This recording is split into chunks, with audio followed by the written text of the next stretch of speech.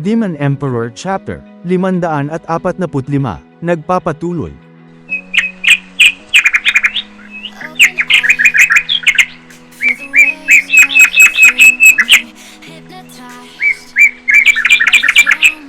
Ang tagal kong namuhay sa Luzon, ilang taon din. Hindi madaling umalis pag marami kang mga mahal sa buhay na may iwan. Kapag nasa loob na ako ng sekto, kailangan pang magpaalam.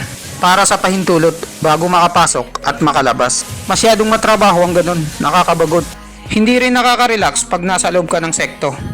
Hindi kagaya ng pag nasa labas ka. Gagawin ko ang kailangan kong gawin para matapos na ako agad dun. Nag-chill at relax lang si Chupa sa ilalim ng mga puno. Hindi ko rin kilala kung sinong susundo sa akin. Hintayin ko na lang sila dito. Oh, sino itong mga paparating? At may biglang papalapit kay Chupa na 4 na usok. Ang 4 na kambal lang pala. Handa ka na bang pumasok sa sekto namin? Bagong estudyante. Kayo pala ang susundo sa akin. Hindi man lang kayo nagpasabi. Magaling kung ganun. Ang 4 na kambal na to ay inutusan sila na bumalik sa sekto. Bago pa magsimula ang digmaan namin sa Mindanao. Ang nagsabi sa kanila ay ang 5 may kapansanan. Huwag mo akong binobola-bola. Kami ay mga demonyong cultivator. Kami ang 4 na kambal, ang pinakamahusay na bayani at pinakagwapo sa lahat sa buong Demon Semeng Sekto. Ang 4 na kambal ng Demon Semeng Sekto ang susundo sa'yo. Maswerte ka, bata. Sabihin mo sa amin ang pangalan mo, edad, kung saan kayo pinanganak at kailan kayo pinanganak at ano ang cultivation level mo. Medyo naiirita na si Chupa sa pinaggagawa ng 4 na kambal. Nakalimutan nila siguro kung sino ang boss nila. Isang segundo ng katahimikan. Aray! Maawa ka sa akin! Aray!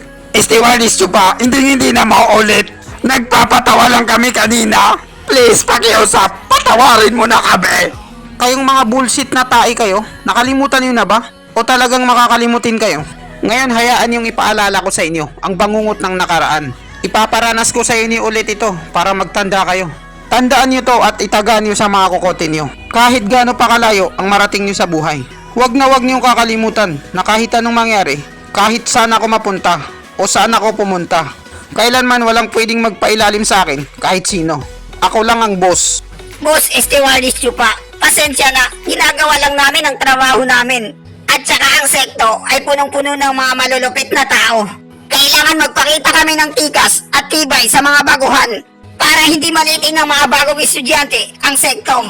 Tinutulungan ka lang namin para may layo sa panganib. Ano ba ang nasa isip niyo? Ano ba ang palagay niyo sa akin, mahina? At magiging apakan lang nila ako?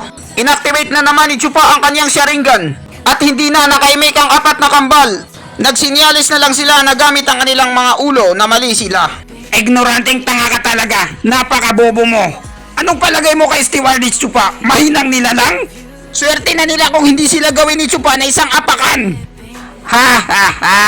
Chupa, pasensya na. Masyado lang kasing tanga itong kasama namin. Napasobra siya ng ginawa niya. Pero kailangan na siguro nating magmadali. Makabalik sa sekto dahil nalit na tayo.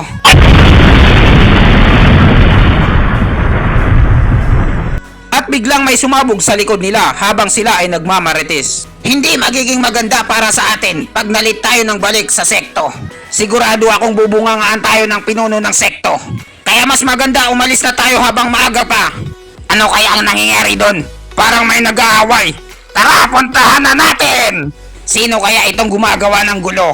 Sigurado ako magandang panoorin to. Yahoo! Tara na, ano pang hinihintay nyo? First come, first serve! Go, go, go! Nagtaka na lang si Chupa dahil iniwanan siya ng 4 na kambal sa ere. Kanina lang ay sinabi nila na kailangan nilang makabalik agad sa sekto. Pero iba na ang nasa utak nila, naghanap na sila ng gulo. Tamaan sana kayo ng kidlat. Ngayon alam ko na bakit ginawa sa inyo yan ni si Huyu. Itinapon niya kayo at ikinulong ng 100 taon. Hindi kayo seryoso sa pinapatrabaho sa inyo. Mga matatanda na kayo na isip bata. Di ba mahilig kayong manood? Sige, tignan natin ngayon. Kayo ang gagawin kong bida sa gusto niyong panoorin. Tignan natin ngayon, papahiyain ko kayo sa harap ng maraming tao. Wala nang pagpipilian si Chupa kundi sumunod na lang sa kanila dahil nawala na ang susundo sa kanya. Kasalukuyang nagtatago sa damo ang 4 na kambal habang pinapanood ang nangyayaring eksena. Kitang-kita nila mula sa taas ang dalawang grupo na parang may pinag-aawayan. Sa bandang kaliwa, mga lalaking nakasuot ng violet na parang adik. Mula naman sa kanan, mga lalaki at babaeng nakasuot ng dilaw na parang pagod na. At sa gitna nila ay parang bulaklak na sampagita. Ito siguro ang pinag-aawayan nila. Nabigla na lang yung apat na kambal dahil biglang litaw si Chupa sa tabi nila. Siyam na grado ng espiritong damo. 3 kulay na sulfexing grass. Stewardess Chupa, napakatalino mo. Iba talagang may alam. At alam mo na ito agad na may 3 kulay. Sulfexing grass. Pwede kang makabuo ng gamot gamit ito. Kayang protektahan ang kaluluwa mo kahit nagkapira-piraso pa ito. Kahit 1 buwan pang paanod-anod ang kaluluwa mo. Kaya pa rin itong may balik sa dati sa pinakamaayos na kondisyon. Isa talaga itong pambihira at natatanging halaman. At kaya niyang siguraduhin na maayos ang buhay ng isang ethereal stage. Kung mayroon lang akong ganito noon nung nasugatan ng kaluluwa ni Ning Er, hindi ko nakakailanganin ng tulong ni si Huyu at magkaroon ng utang sa kanya. Kilala mo ba kung sino sila, yung mga taong yan? Siyempre naman, Stewardess Chupa, ang salitang nagsisimula sa kaluluwa na nakatatak sa likod ng damit nila. Galing sila sa Demon Soul Secto at demonyong landas din ang sinusundan nila katulad sa atin. Pero magkaiba lang ng grupo. At ang sekto nila ay mas malakas kesa sa sekto natin. Kaya mas maganda wag na natin silang patulan o maging kaaway. Yung kabila naman ay kasama natin yan sa grupo natin. Ang sekto nila ay isa sa 3 nagbabantay sa Luzon na sekto. Ito ang tinatawag na Mystical Heaven Secto. Pero ang tinatahak nilang landas ay kabanalan. Magkaiba sa atin na demonyong landas. At hindi ito pwedeng magsama sa isang bubong lang. Dahil magkaiba ang paniniwala at tinatahak na landas. Anong sabi mo? Mystical Heaven Secto? Si Kenching, ang baby ko. Doon siya ngayon nag-aaral. Parang magbabakbakan na ang magkabilang panig. Ikatlong batang master, Han. Ang sekto namin ang unang nakakita ng halaman na to. Huwag kayong epal. Gusto niyo itong nakawin sa amin?